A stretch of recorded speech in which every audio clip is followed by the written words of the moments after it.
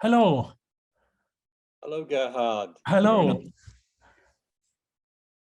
Fantastic to see you. Thank you so very much for sacrificing and donating your time to us here today. It's a pleasure. You know, preparing for this event, I worked through a little bit of your work, and I'm so impressed by what you have achieved. You know, I was almost blown away by all your achievements. So it's a very, very great honor that you can find the time for us here. Well, it's a pleasure to be here, and a shame I can't be in Japan. It's been a few years since I visited. You know, I started Trinity in Japan 7 years ago, and before the virus, we used to have in-person dinner meetings, and in November we'll start again with dinner meetings. So when you come to Japan, if you let me know, then I'd love to organize a dinner meeting with you, either Trinity in Japan or bigger. Would love to, actually. It's been I think 3 years ago that I was last in Japan. Yeah, I was in Kobe for a week. Yes. And then 5 years ago, I spent quite a long time in Kyoto. It's beautiful. And there's a lot of IPS work and medical work there. Yeah, it was also culturally a very enriching experience to be there. Actually, it was wonderful. I go almost every month to Kyoto. It's so wonderful. Yeah. And at the moment there are 0 tourists. You know, I found it. I was about 13 years at Trinity. I did my PhD, and then I was a fellow for about 10 years. And I was tenured lecturer at university. In principle, I could have stayed forever at university, but then I moved to Japan. And now Trinity in Japan, the purpose is really, you know, A is alumni organization, but I want to make much more out of it, you know. And so one of the things I'm doing for this Zoom discussions now, I'm inviting people who are the best people I can find as discussion partners in Japan, in addition to Trinity members. So today I have invited Professor Yamamoto, who you might know. He's, do you know him? We haven't met, but Okay. I certainly know of him. So Professor Yamamoto, pleasure to meet you through Zoom. Yeah, nice to meet you. And we are looking forward to your talk. And behind me, here is Keiko Taguchi, Associate Professor, and Fumiki Katsuoka, Professor, and also the Akihito Otsuki, the Assistant Professor.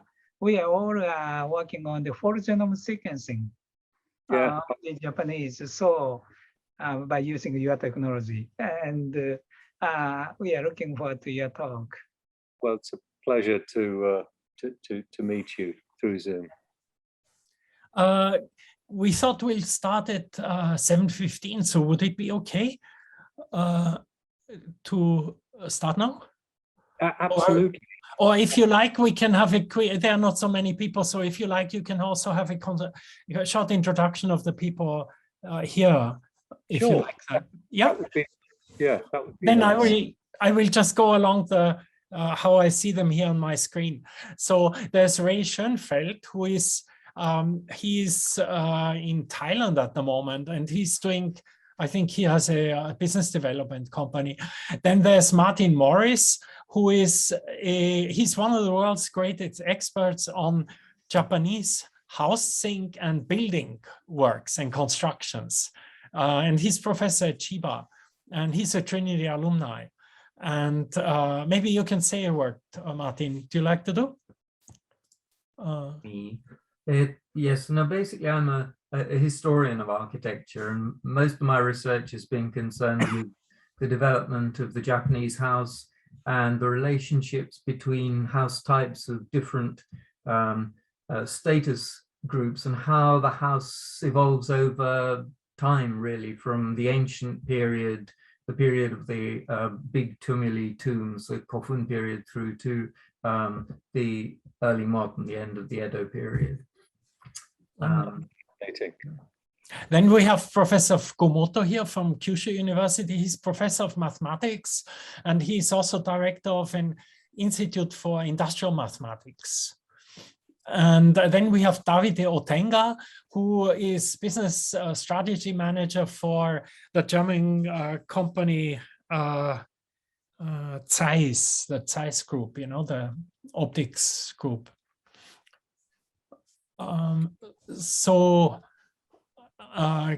Shall we start?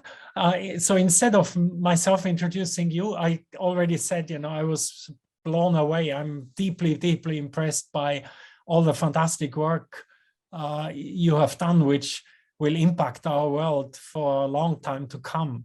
And you have Professor Yamamoto here, who is using the equipment you invented and the methods you invented. So I better ask you if you like to, maybe you can tell us a few words how you came to where you are today, and then about your work and your companies, maybe. Yeah, absolutely. Happy to tell you about my pathway to the career that I've been in, and also I guess that there's quite a lot of business experts in the meeting, so we could also happy to talk about some of the business aspects of science as well, if that would be of interest. And that's very, very interesting. Yes.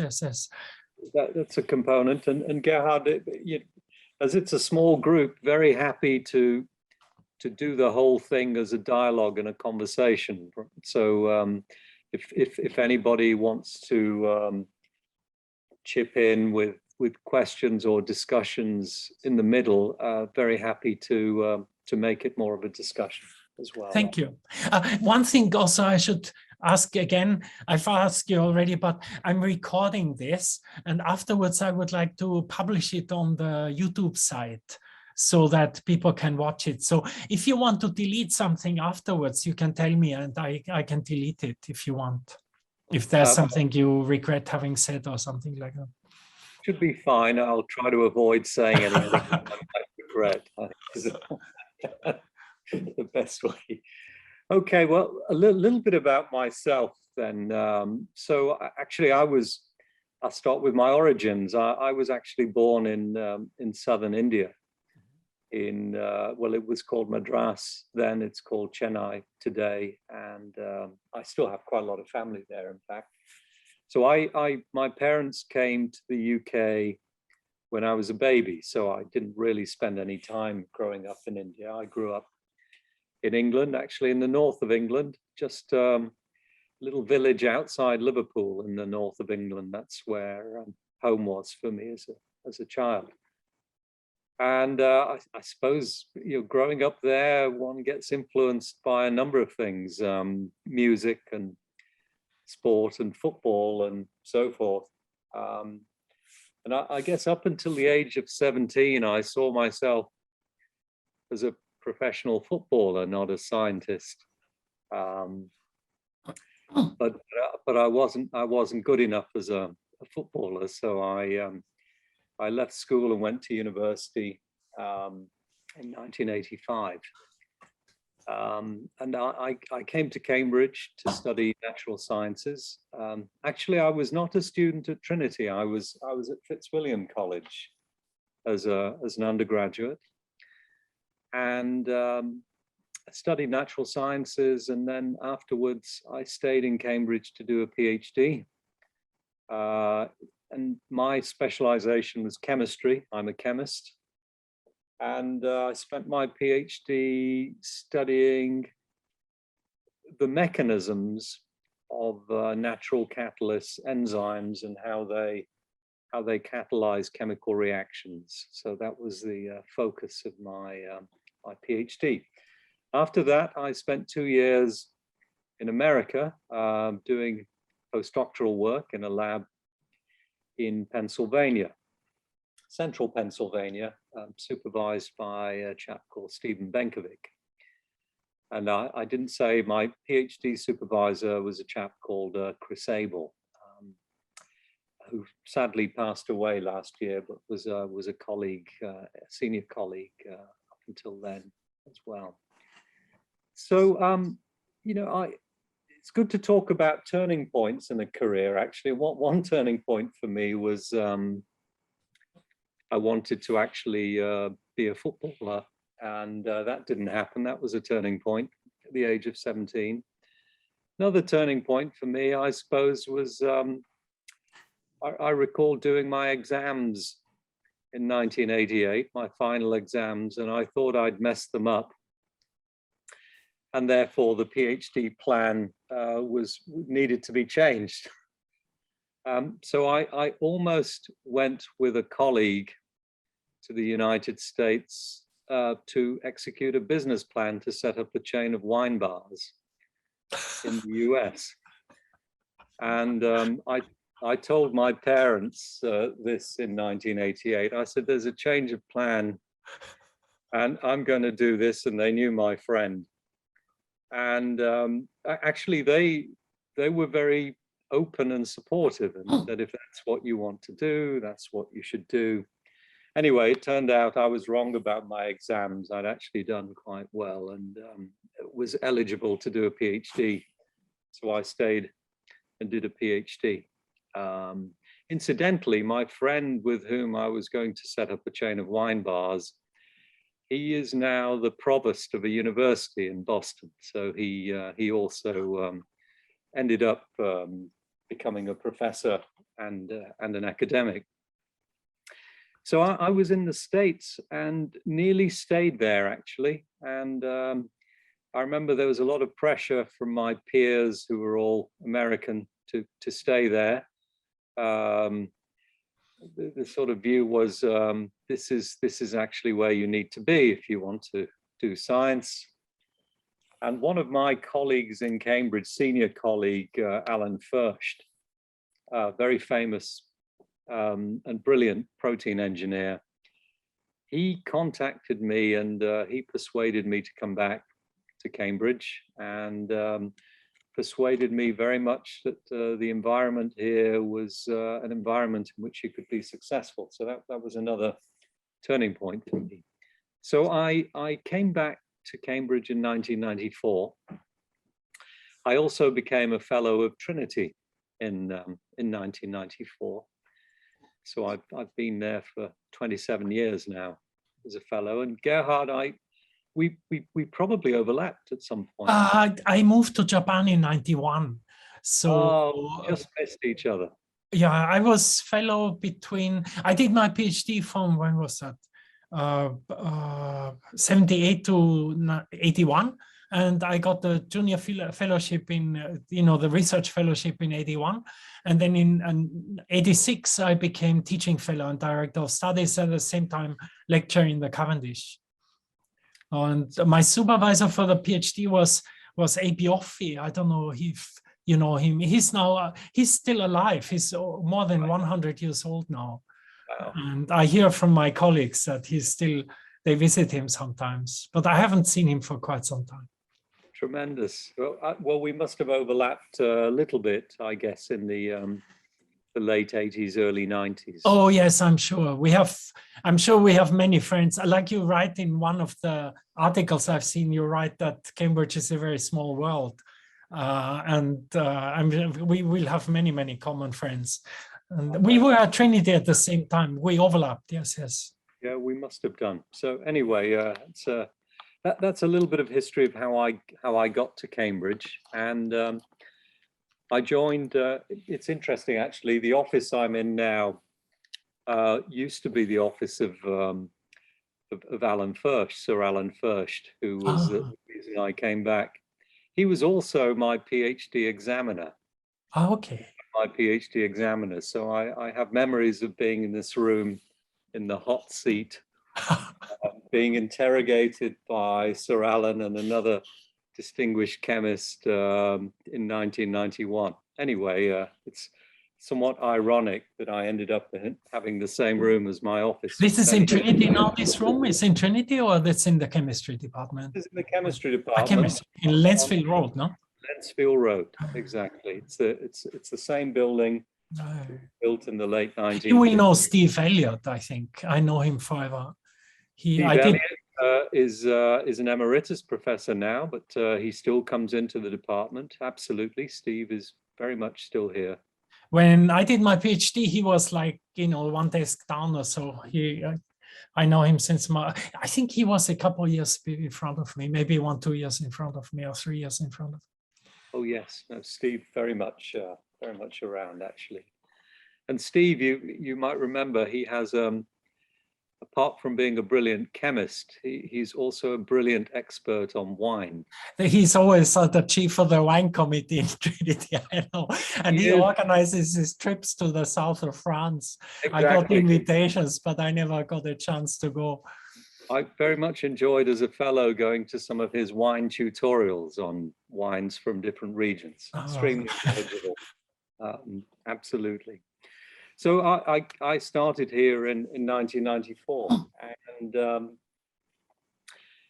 I think I was 27 years old, and I think it's fair to say I had lots of ideas, but perhaps I didn't have one single clear direction at the beginning.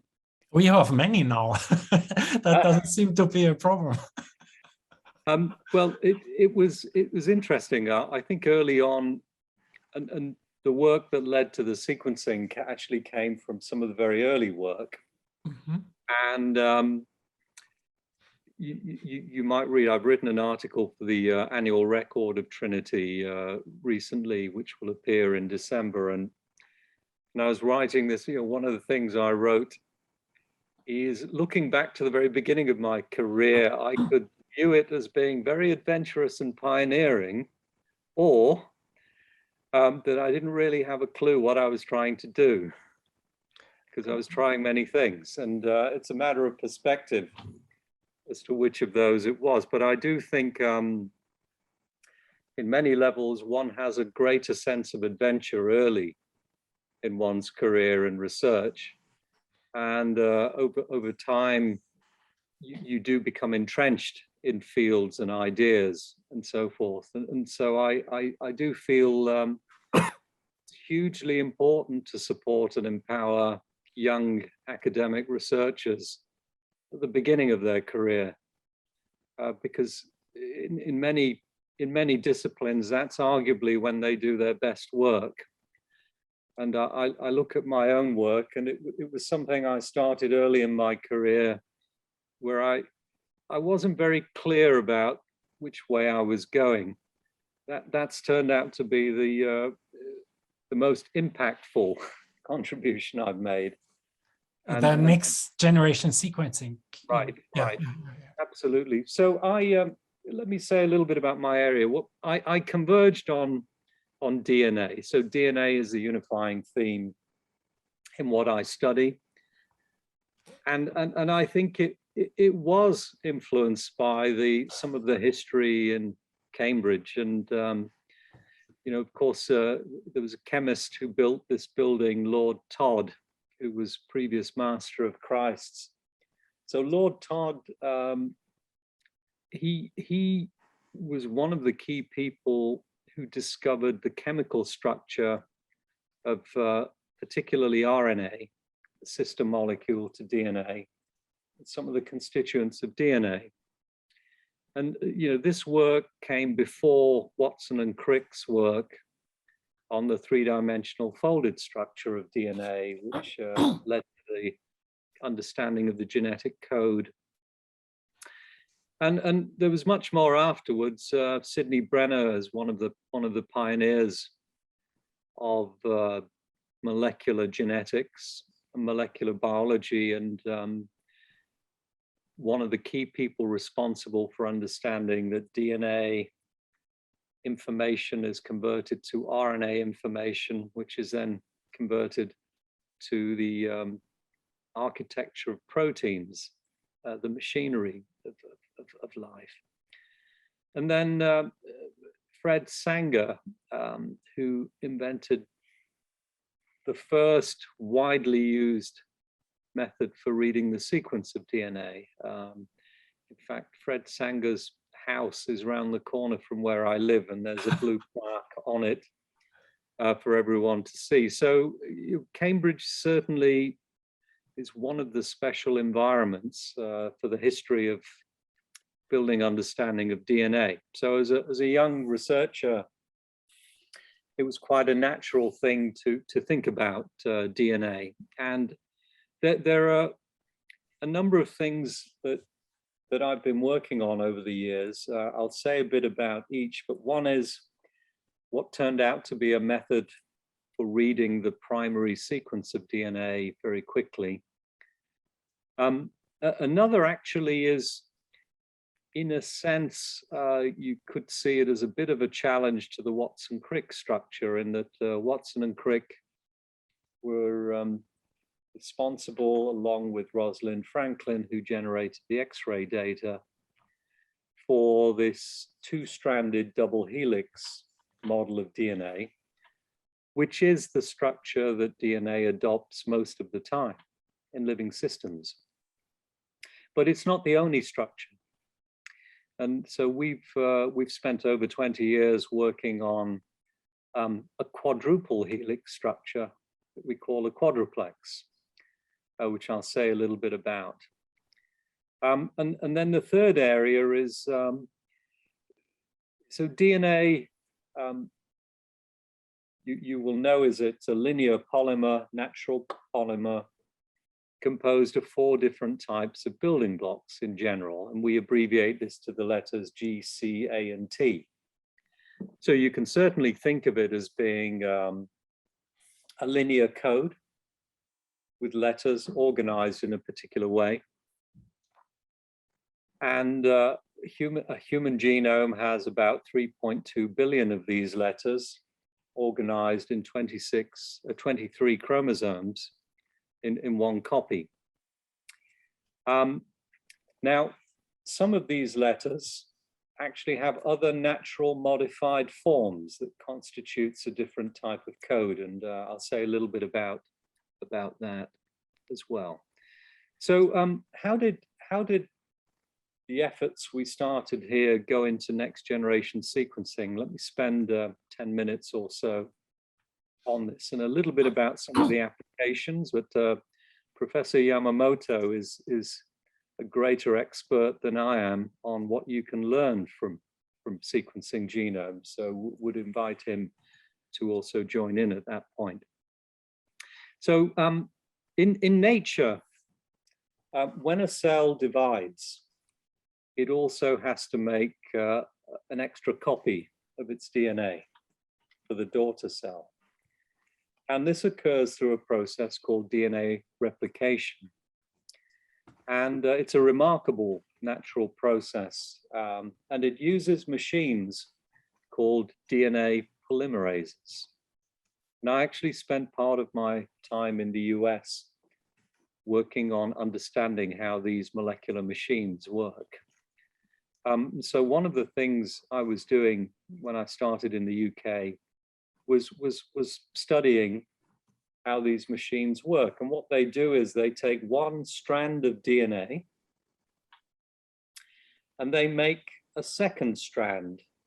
And it's almost like zipping up a second strand by building the second polymer.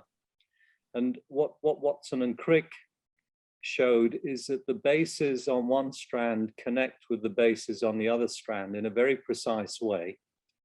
And the G base pairs up with a C base, and the A base pairs up with a T base. So they click together, and this is the part that you see in the middle of a double helix. And this very precise recognition is the molecular basis for the genetic code, for the formation of RNA, and also the translation of RNA into proteins. So it's hugely important. So a polymerase will synthesize a second strand. Now, I was doing some experiments, and they involved fluorescent labeling of DNA and using an imaging system that could image fluorescence. And during these experiments, I suddenly had need for a laser of a particular wavelength, which I didn't have because I'm an organic chemist, biochemist. So I was walking around the department trying to see if anyone had a laser with particular characteristics.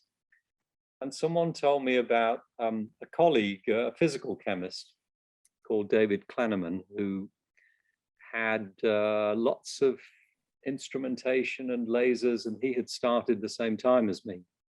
So I spoke to him and he helped me finish those experiments. Then we continued to chat.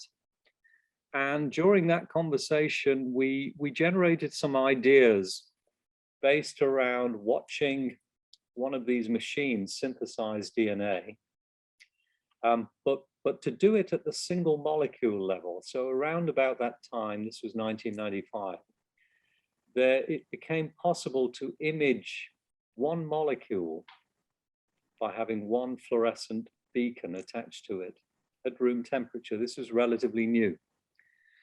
So we actually wrote a grant in 1995 to do this. It was very much blue skies, open-ended research. And it was during this work that we saw the potential to actually read one strand of DNA by incorporating building blocks with this machine, where we color-coded each building block. So each letter would have its own color. A would be blue, G would be green, C would be yellow, and T would be red, for example. And if you could control that process and image it, you actually read a sequence by seeing a series of color changes. Now, the way we were doing these experiments was to take a small glass chip as a surface and to break DNA up into lots of fragments on the surface, and you could image them all as separate fragments simultaneously. So we could see a way of actually sequencing lots and lots and lots of fragments in parallel. And rather like the advances in microchips and processors, they've got smaller and smaller over time, and the features get smaller and smaller over time, and the density gets higher, and the processing power gets higher by miniaturization and parallelization. So by analogy with that, we sort of visualized a way that could lead to sequencing at very, very large, fast scale. And we calculated it would be possible to sequence billions of letters of DNA in an experiment. So these were calculations and thoughts back in 1996, 1997. Now, the Human Genome Project was relatively early at that point in time, and they were using machines that had automated and optimized the method that Fred Sanger had created in the late 1970s. And they were sequencing at a rate of about hundreds of thousands of letters per experiment, which was very good. But we could see a way of increasing that to billions. So this was an extra sort of 10,000 to 100,000 fold enhancement. So we did proof of concept work, and then we decided to form a company. The reason we decided to form a company, we were not at all business-minded people. It was, we needed to find the funds to build a team that included chemists, biochemists, physical chemists, instrumentation engineers, computer scientists who could write code, design software, and also some geneticists to help us apply the technology. So this effort, we realized it would require a team, a very interdisciplinary team working together. And at that time, we were junior faculty members, and also the grant funding system didn't really have a way to build a team like that. So we decided to raise money from venture capital. And we were introduced to one venture capital fund. We went to them in 1997 with this very ambitious proposal that needed a lot of work and had a lot of technical risk. And I don't know if they would fund that project today, but they decided to fund it then, even though it was very risky. And so we started the company shortly afterwards, and we built a team. And the team was actually here in Lensfield Road for 2 years. So it wasn't really a company with its own premises, it was still in our labs. And we were doing proof of concept work. And after 2 years, everybody felt this was going well. So we needed to raise even more money and increase the size of the team to then try and turn this into a technology that would be a product, commercial technology. So we gradually moved everyone out onto a science park not far from Cambridge. And it was located near the Sanger Institute, which Professor Yamamoto has probably visited. It's our genome center, so that they could test the technology as and when it was ready. So what happened next over the next 3-4 years or so is a lot of hard work by a very talented team of people to crack the chemistry. It involved optimizing the chemistry to control this process. The polymerase machine had to be engineered using protein engineering methods to optimize it, because we were doing something somewhat unnatural with it. We had to engineer the surface and build a chip and microfluidics systems, optimize the imaging systems, and also start thinking about how to assemble a genome. Now, what this technology does is it reads lots and lots of fragments, millions, in fact, billions on today's systems. And so you read short fragments and you have to construct a genome from this. And the way this is done is by a process called alignment. And it requires there to be a reference genome, which the first reference was from the International Human Genome Project. There are now other references, and Professor Yamamoto has generated a Japanese human genome. It's actually hugely important to have reference genomes that embrace ethnicity. Otherwise, you have an inappropriate reference. And what happens is computationally, you realign all these sequence fragments to the reference, and you rebuild your genome, and you can start to look at differences. So another important step in this evolution is that we were aiming to sequence single molecules. And we actually, we moved towards sequencing amplified molecules. And here we acquired a technology that came from a different lab, in fact, from a company called Mantea. And this was invented by Pascal Meyer and his team.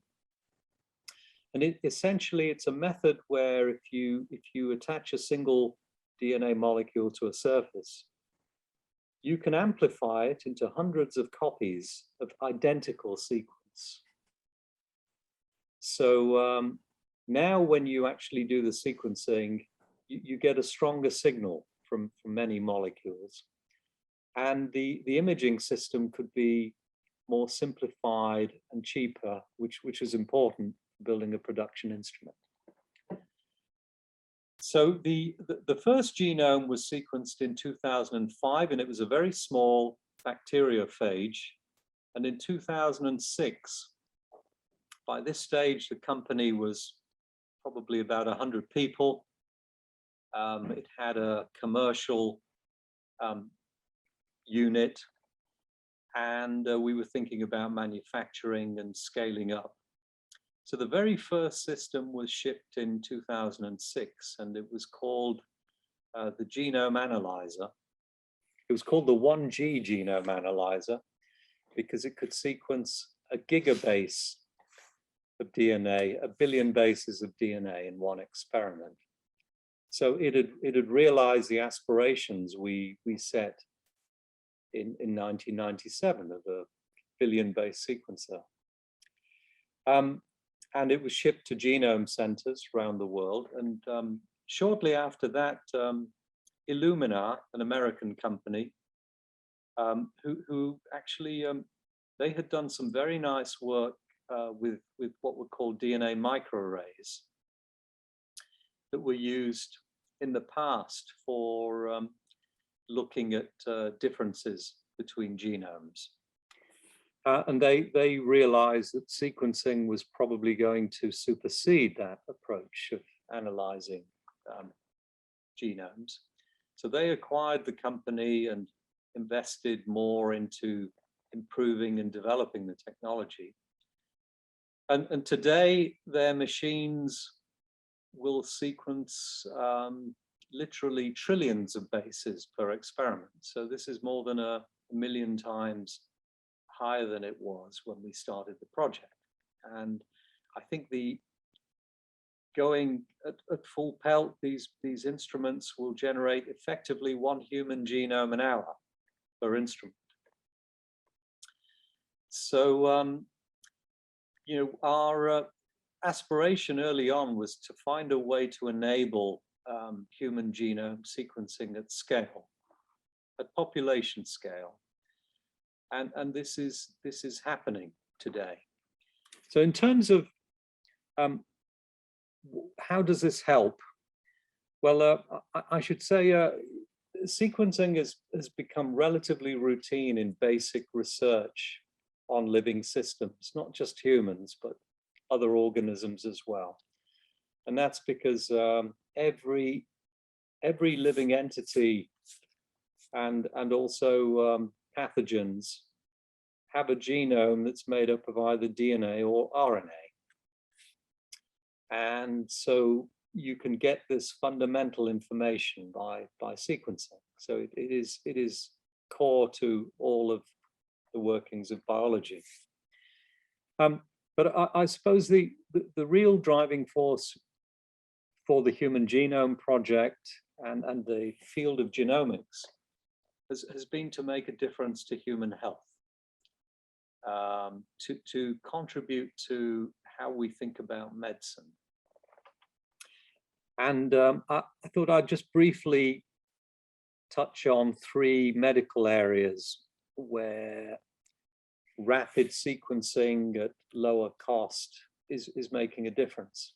So the first area I'll talk about is cancer. Now, cancer is caused by changes to your DNA. So that is the cause of cancers. Therefore, it's rational to try and build understanding of cancers by looking at the sequence and the sequence changes.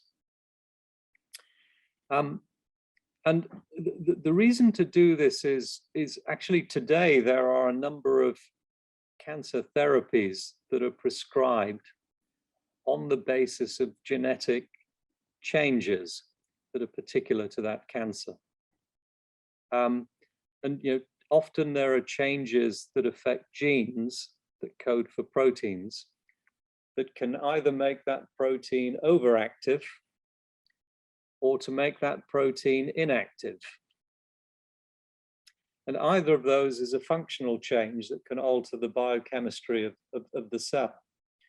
And so there are examples where a particular gene acquires a mutation that makes it overactive to the point where it's driving uncontrolled proliferation of the cell.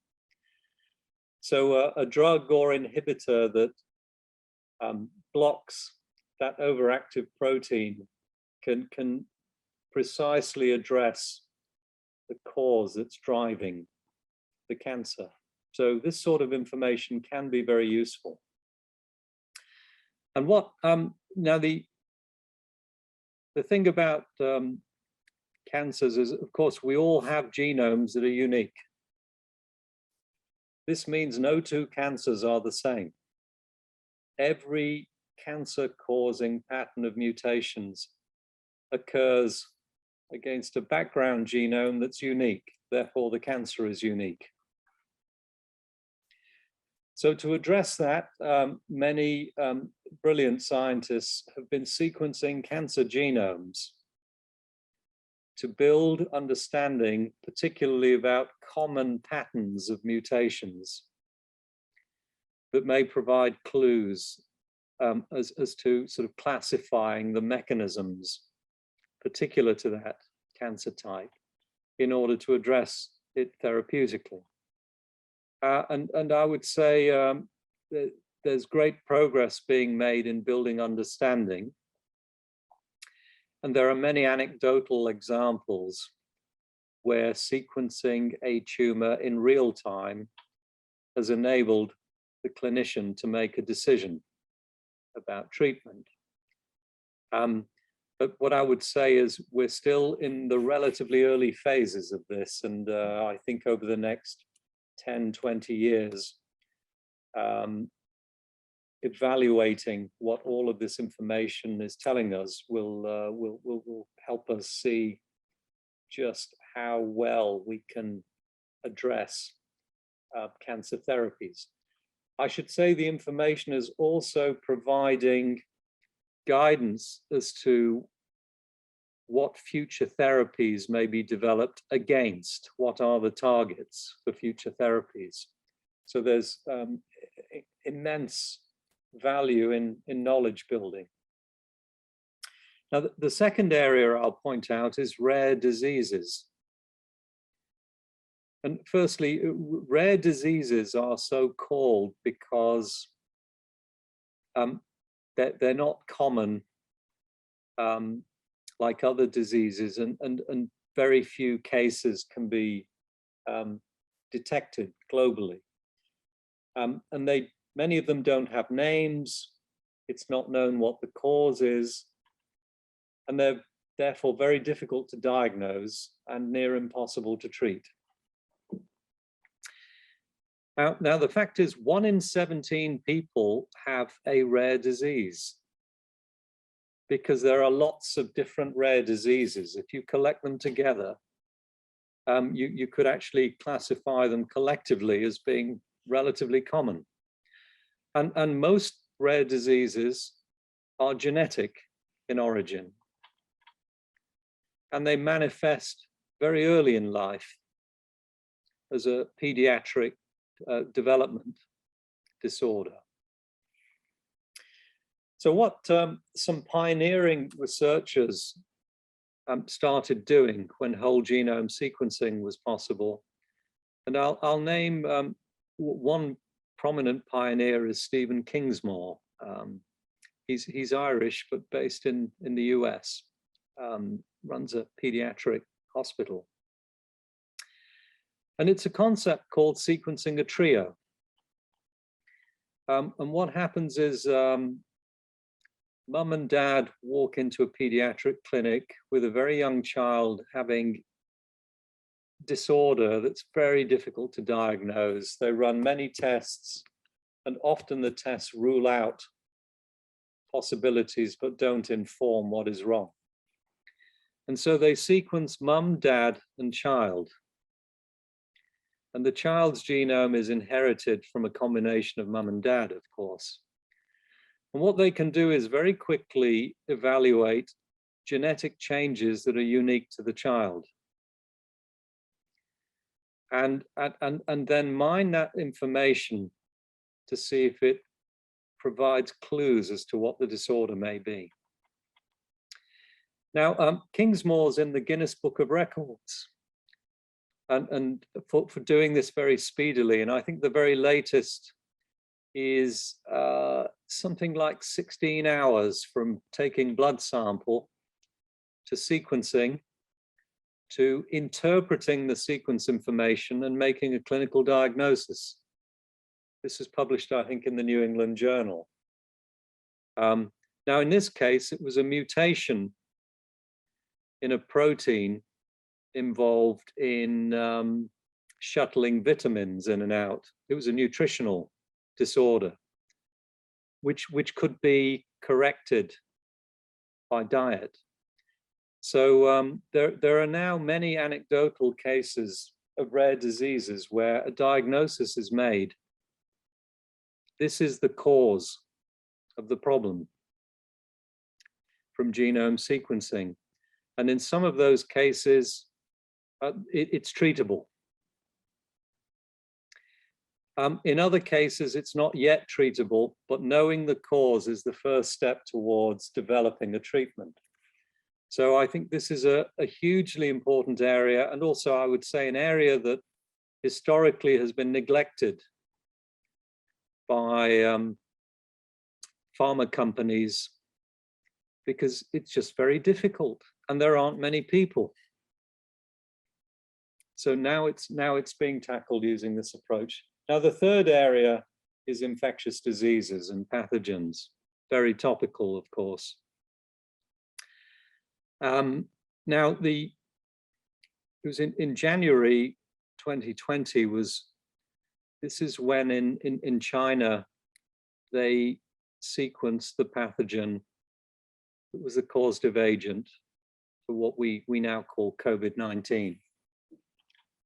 And they actually sequenced it from a sample. This is one approach people use to sequence pathogens is you can take a sample that has lots and lots of microorganisms, human cells, etc., and you isolate all the DNA and you sequence all of it.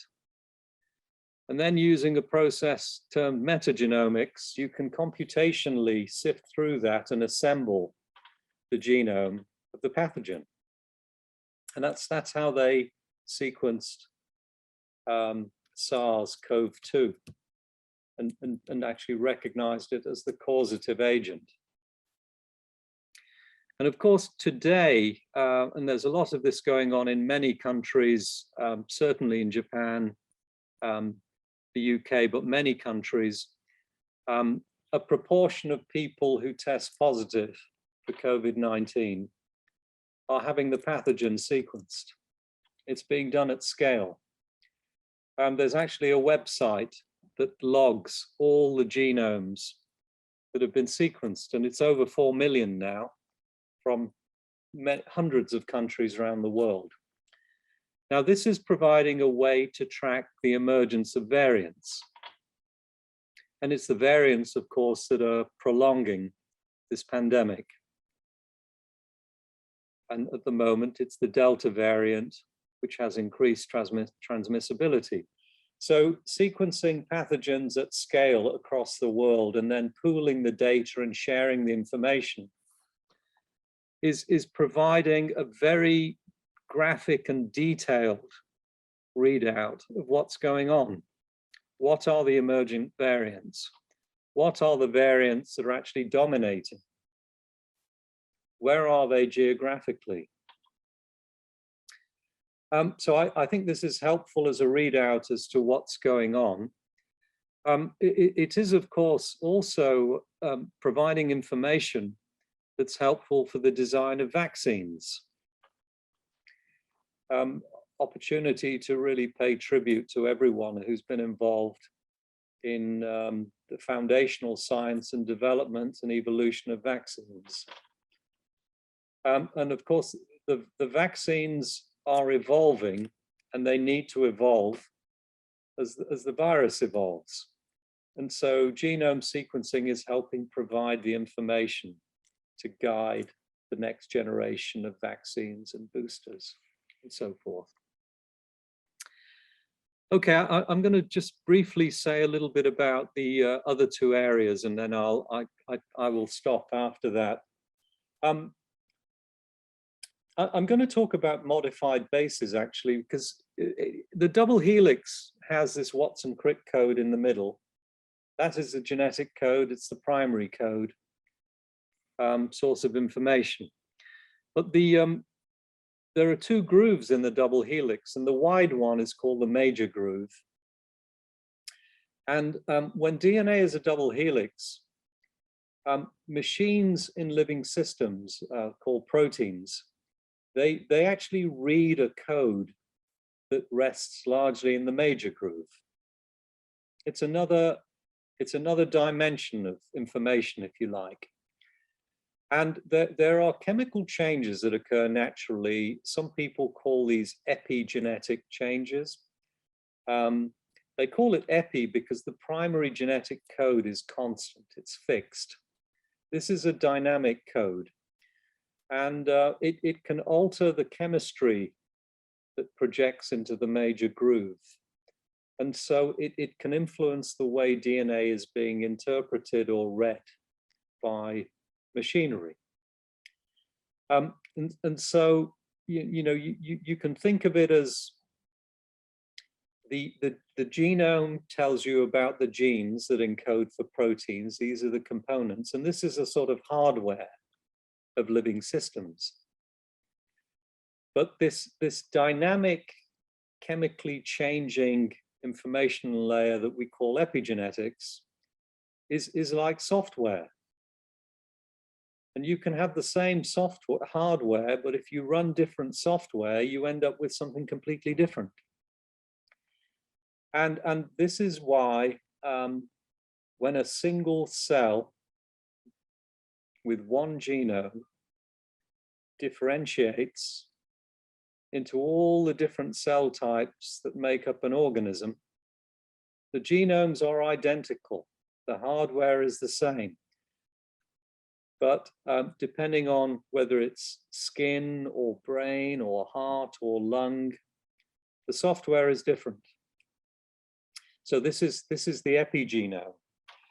And in human DNA, besides G, C, T, and A, there are at least 4 chemically dynamic versions of the letter C. So we're studying these additional dynamic letters to understand what they're doing. And part of this has involved developing chemistry to sequence these additional letters. In fact, I started a company called Cambridge Epigenetics a few years ago, and they have a product coming out soon that will sequence not 4 letters, but 6 letters of DNA, because I think it's going to be useful when we sequence genomes and sequence other organisms to get the genetic information, but also access what the software is doing at the same time. Now, the most common one of these variants is called methyl C. It just has a chemical group called a methyl group sticking out in the major groove. And there are already applications of this in cancer testing. And there's a remarkable phenomenon whereby, well, firstly, cells in a developing fetus in a pregnant woman, a lot of the placental DNA has DNA from the fetus, and it leaks out into the mother's blood. So Dennis Lowe from Hong Kong discovered this many years ago, and it's the basis for non-invasive prenatal testing. You draw blood from the mother, you sequence the DNA, you get information about the fetus without having to do an invasive test that has risks for pregnancy. Well, it turns out that cancer cells, they die, they necrose, and they burst, and they spill their contents. And part of their contents is their DNA. And now you have DNA that doesn't have a cell around it, and it fragments, and it floats around in the blood. Eventually, it gets destroyed. But it turns out that you can draw blood, and if you have the capacity to sequence all the DNA in your blood draw very deeply, in someone who has cancer, you can pick up patterns of mutations and epigenetic patterns that indicate that there is a tumor just from a blood test. And the epigenetic patterns can also tell you which tissue the DNA originated from. So now there are a number of mainly companies developing such tests. And in fact, there is a trial in the UK in the NHS being conducted in association with a company called Grail to asymptomatically test 140,000 people with a blood test to see if they can detect cancer. The aspiration is to detect much earlier than today's methods detect. Because actually with all diseases, early detection, earlier detection is much more likely to lead to prevention and disease management.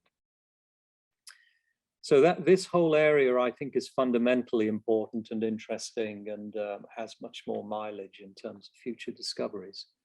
The third area I work on is four-stranded structures called G-quadruplexes. Very briefly, what I'll say is it was discovered many years ago that stretches of DNA or RNA that have lots of the G base arranged in a particular pattern. If you put them into water in a test tube with a little bit of salt, they spontaneously fold up into a structure that has four strands, not two, rather like a knot. Because this letter G has an unusual capacity. Watson-Crick base pairing has G recognizes C and T recognizes A. But if you have G's in a certain arrangement, you can have four G's that recognize each other to form a sort of a square arrangement called a G tetrad. And if you have lots of G's, these tetrads can stack to form a well-defined quadruple helix structure. So for many years, they were thought to be a very curious structural feature in a test tube. But what we and others in the field as well have shown is these structures can actually form in human DNA, in cells and in tissues. And we found that they form in regions of the genome that control genes. So it's emerging that they may represent a previously unknown way of controlling genes through these structures. We don't yet know exactly how or why, but we've made observations that suggest that. Now, one of the potentially useful directions that we may take this is we found that many of the early anti-cancer drugs, which are also toxic, some of which are still used today, they basically work by attacking the DNA. And because cancer cells divide more rapidly than non-cancer cells, it has a particularly strong effect on cancer cells, but there are toxic side effects. Some of us in the field have shown that if you target these four-stranded structures with small drug-like molecules, they have been shown to be quite interesting when you test them on cancer cells and cancer cell models. And so there's some potential here for really quite a radically new way of thinking about drugging tumors. There has been one clinical trial in Canada, actually, with a molecule that acts in this way. And this was against breast cancers with a particular genetic mutation We also found that if you target these structures in cancer cells that have particular mutations that are common to some cancers, that they work extremely well. So still more work to be done on these four-stranded structures, but that's where we are. I thought I would just end with sort of some long-range thoughts on the future of where DNA-based research is going. Because we are going through a transformation in terms of understanding DNA and manipulating DNA. We really are. And I think of this in sort of three layers. So one layer is, so DNA is an information molecule.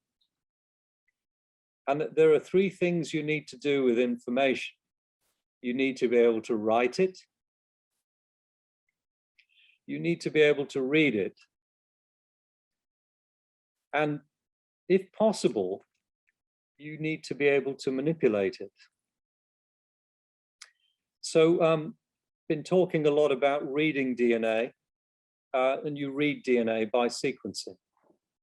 And we can now do it 10 million times faster and cheaper than we used to be able to. So that's been useful. I should say this technology and indeed other competing technologies are going to make it faster and cheaper. This is going to continue. But at the moment, reading is not the bottleneck. Writing is to do with how we synthesize DNA. And there's a huge amount of effort going into improving ways of making DNA, making extremely long DNA. Indeed, can we make genes and genomes synthetically? So it's lagging somewhat behind reading. Reading is cheaper and faster than writing still, but the writing is going to catch up. So there'll be a time when we can write the code quite rapidly, quickly, and at scale. Now, one of the corollaries of reading and writing that's non-biological is DNA is actually, in terms of volume, it's the most volume efficient way of storing data. And so people have demonstrated that you can store books, films, any information that can be digitized can be stored in a DNA code. And so there is one view that for long-term storage of information, why don't we store it in DNA? There's even an estimate that in a box, a cardboard box type volume, you could store the information of everything that's been recorded in history, including the immense amount that's been recorded in the last few years. And you don't require any energy to store it. You just retrieve it by sequencing when you need it. So that's it's a view. For that to be practical, writing and reading need to be matched in terms of speed and cost. Now, the third area, many people would call it genome editing. And a number of methods have improved the capacity to edit genomes, and the system using CRISPR and Cas9, which is now quite famous in science, certainly a breakthrough in that field. So it is now possible to go into genomes and make very controlled changes. And this is, of course, it's being piloted for useful applications. So these three areas are undergoing huge transformative changes technologically. And so I think in the future, we will see, I think, transformation in terms of the application of combinations of these areas to how we practice medicine. I think it will also affect biotechnology in agriculture, for example. It may even help provide some input towards the challenges we face with our ecosystem as the climate evolves quicker than we know how to manage adaptation. And also there may be some scope for DNA to play a role in more generally how we record, manipulate, and interpret information. So that's the future. I've gone over the time I said I would, Gerard, so I'll stop there. Thank you so very, very much. This was a fantastic overview of such important work you have done.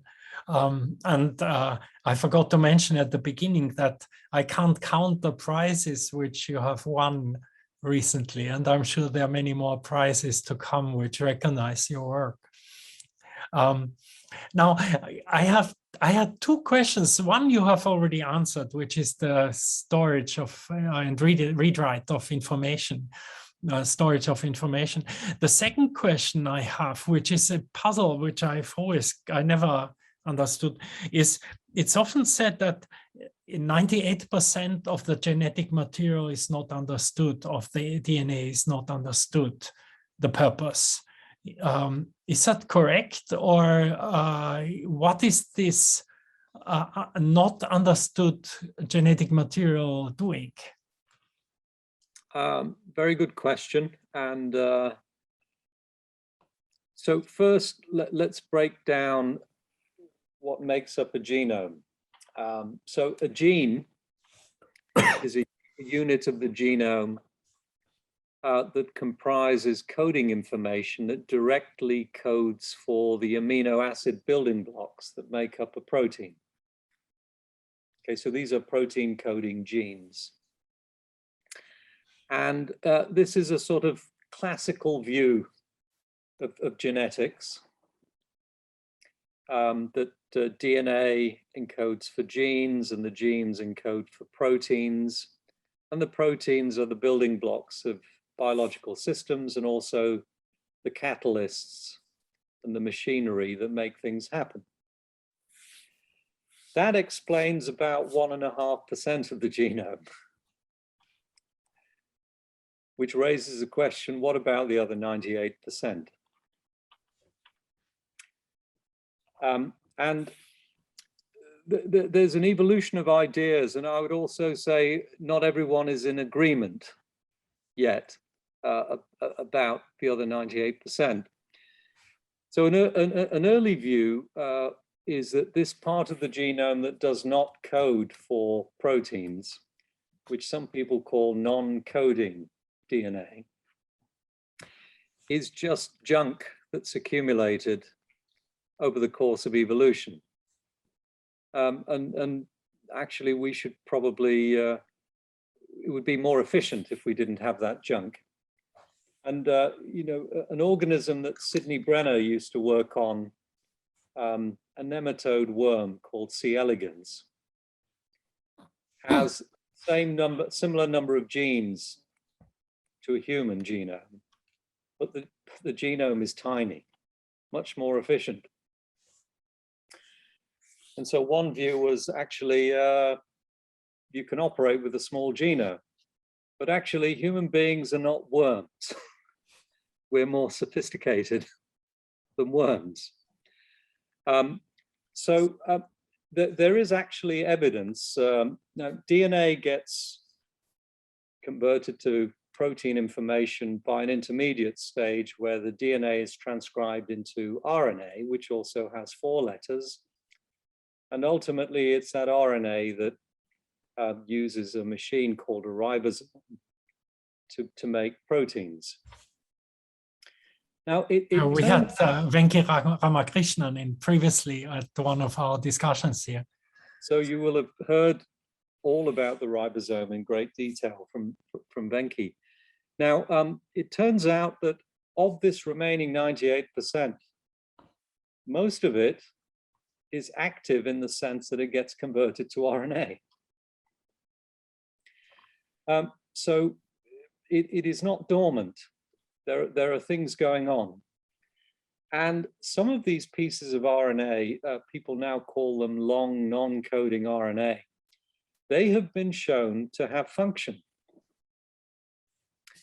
They recruit proteins, machines, and they locate themselves to parts of the genome, and they control genes. So the human genome as it's evolved today, this 98% is not expendable. You delete it at your peril, even though you don't know what it's doing, because there is evidence that some of it is involved in doing some finer regulation, some control. We don't fully understand that, but it is doing something. So I think one should regard this non-coding part of the genome, or as some people call it, the dark matter of the genome. Just because we don't understand yet what it's doing doesn't mean it's unimportant. And certainly if you delete parts of that genome, you can change the characteristics of the cell and the organism. And you can have severe defects in development. So I would argue that we should hold fire on judging whether it's a waste or not. The other aspect, I suppose, is more philosophical, is evolution is not intelligent design. Things happen, and unless they bring a disadvantage to the survival and reproduction of the organism, they stick around. And if they stick around, nature often finds some use for it and remodels around it. So in that sense, you know, our genomes are the product of many, many years of changes that have been inherited through evolution. And eventually, a lot of these bits find a use, and the whole system sort of remodels around these new entities, and it starts using them. If you then remove it, there can be a consequence. So I think in biology, I'm not a biologist, and I personally struggle with the complexity of biology and cannot make logical sense of most of it. But what I accept is that it's fuzzy and it's complex. And just because you don't understand things, that doesn't mean they're not doing anything. It's probably, particularly if it's in DNA and it's been there a while, it's probably important, even though we don't understand why yet. Thank you for very detailed answer. Now, what I was thinking is, next, Professor Yamamoto, if you want to have questions or discussion or comments, I think that would be wonderful. What do you think, Shankar? Well, first of all, thank you very much, Professor Balasubramanian. Professor, it's a great talk and great story, and for us here listening and all admire, and really a great talk. Thank you very much. I have two questions or two points of discussion, and let me ask. All right. And the first one is, as you say, probably for the clinical purpose of sequencing, the cancer and the rare intractable disease and infection those three are important. But we are thinking equally important or more important target of the sequencing, for genome sequencing, is the personal health care and risk assessment. So we really need to work on the risk assessment of the general people. And for this purpose, we created the genome cohort and biobank in Japan. And in Japan, I'm sorry, we have created 150,000 of the people, 150 general people we've recruited. And we are planning to sequence 100,000 of these people. And those people are not recruited in the hospital. In the general people, so are the healthy people. But these healthy people sequencing will give us a greater information.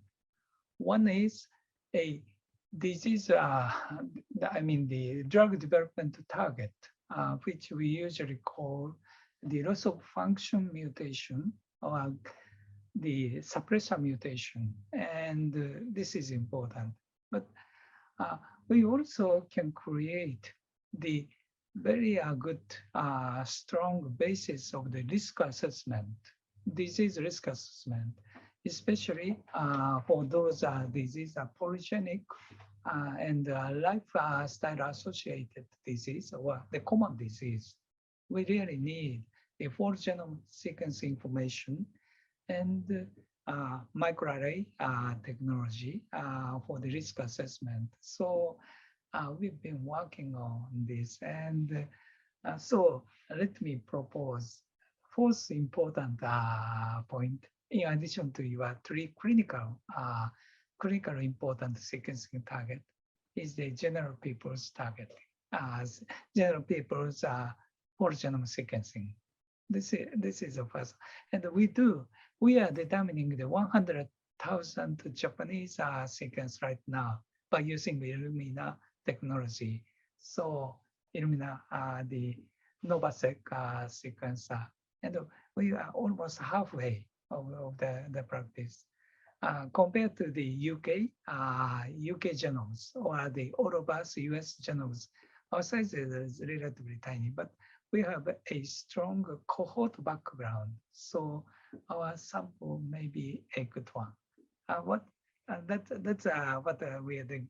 Let me tell you one more thing. The second point is your 6-letter sequencing. That's great and interesting. And beforehand, your 6-letter sequencing. Let me introduce my colleague here. So here's Fumiki Katsuoka, all professors Fumiki Katsuoka, and he's designing and helping, organizing the 100,000 full genome sequencing project of Japan in our institute. And here's a Keiko Taguchi, professor, and she's been working on the RNA sequencing analysis of the peripheral blood for the phenome center in the hospital. So for the phenome center purpose, RNA sequencing, transcriptome is very important. That this is a pioneer. And here is the Akihito Otsuki, and he's been working on the Oxford nanopore sequencing. And we have a special design of the long read nanopore sequencing, which I'm going to tell you. Okay. So your 6-letter sequencing is very interesting and important, especially the use of the cord blood, placenta, and also I've been thinking cord blood is very interesting in your 6-letter sequencing.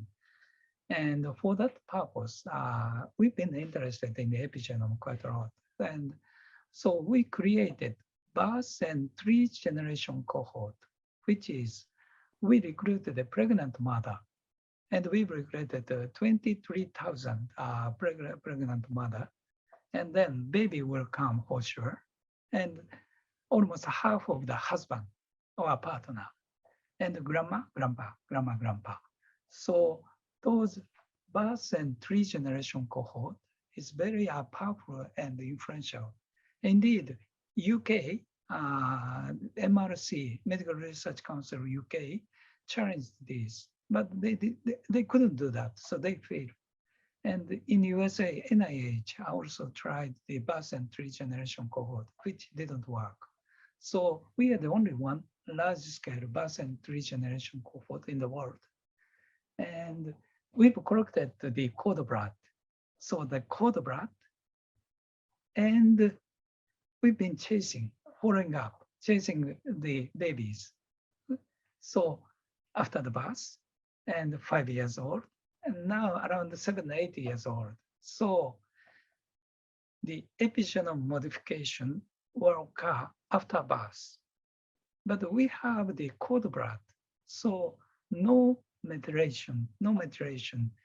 And afterward, blood and genome sequence will tell how your six-letter sequencing will be powerful for our birth and 3-generation cohort.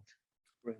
And so my second question is, what do you think about the use of our cohort data for your 6-letter sequencing? That's my question. But let me finish up this by introducing Akihito's practice. So we have birth and 3-generation, which says grandma, grandpa, father, or grandma, grandpa, mother, those trios.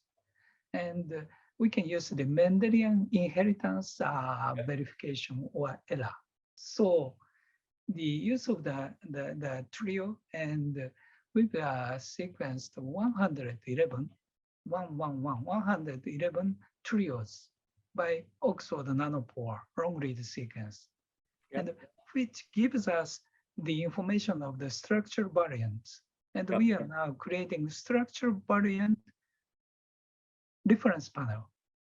And it gives us a great ample, fruitful information. And we just finished writing a paper, and we'll publish anyways at certain timing. We'll publish. But the structure variant is very interesting. The ethnic difference of the structure variant or whatsoever.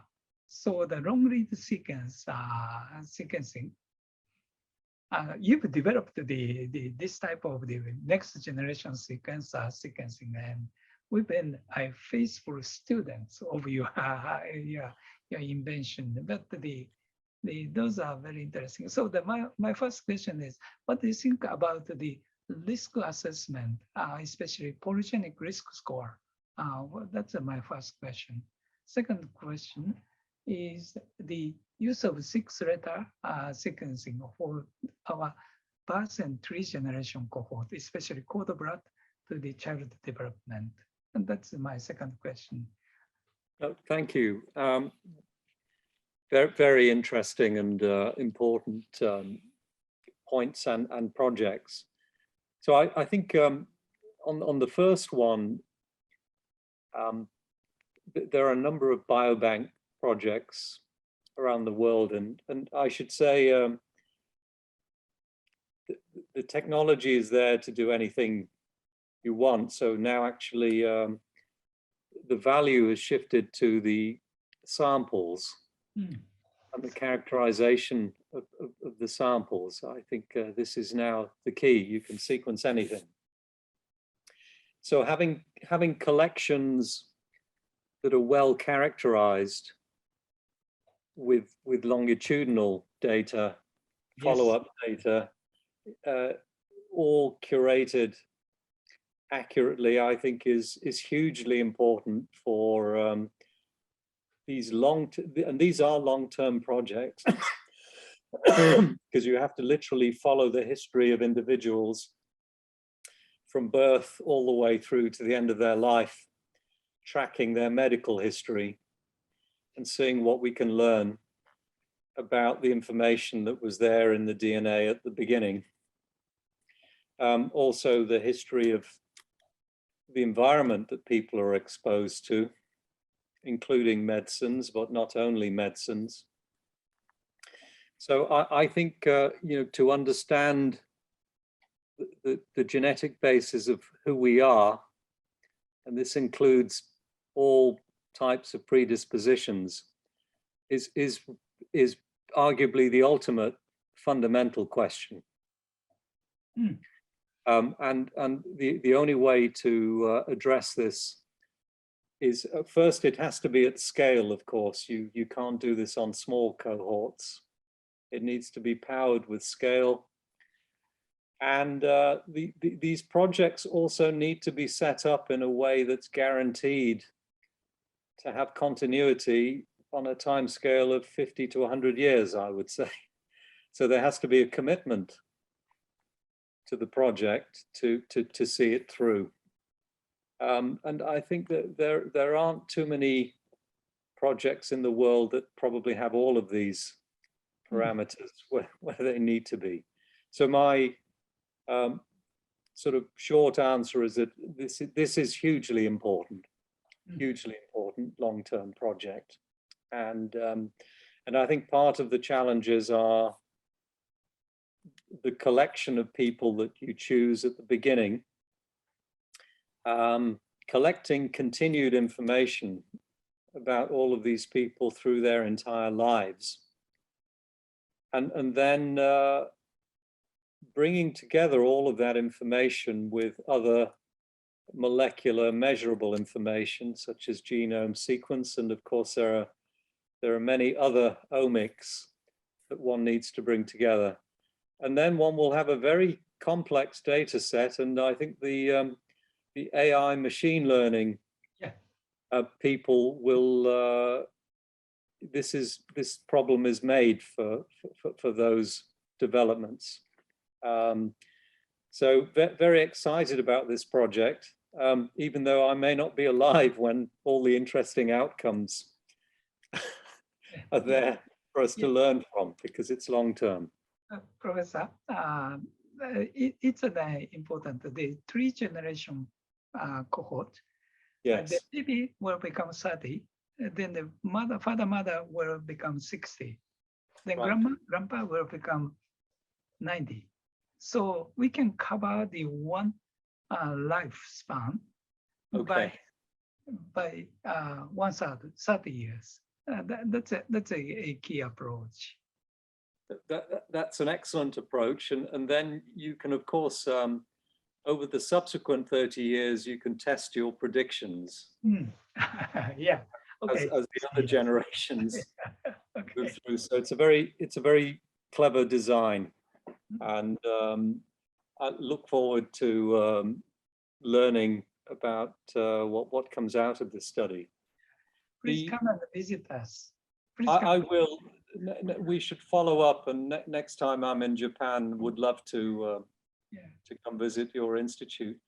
With the 6-letter thing and the Cordoba samples, absolutely. I think you should measure epigenetics in these cases. And thank you very much, Professor. My pleasure. Fantastic. I think at the beginning, Professor Yamamoto, you asked one more question, which you didn't ask now, is how, for this project, how to make it cheaper, which I think, Shankar, you already addressed also by explaining how you follow really the Moore's curve, the semiconductor curve. Professor Fasol, my first question now was already answered during the professor. Okay. But that's difficult for Balasubramanian professor talk. Can I call you Shankar? Please call me Masi. Okay. Yeah. Excellent. Okay, Shankar, we have already taken much longer time than you had initially planned for us. So this was absolutely fantastic. And now I understand very well why many committees decide to award you these very important prizes. And I hope you will get many more. And especially also, I mean, we have seen now with Yamamoto sensei how important the societal impact is on our, on our human life of your work. Well, thank you very much, and thank you for your questions and discussion. It's been a pleasure. And look forward to visiting Japan sometime soon. Yes, I hope you'll join us also for one of our Trinity events, and we can make a bigger event for you. That would be wonderful. I will keep in touch with you as my travel plans evolve. Of course. Thank you so very, very much. Thank you. Thank you. Take care. Thank you. Bye-bye. Bye-bye. Thank you. Thank you.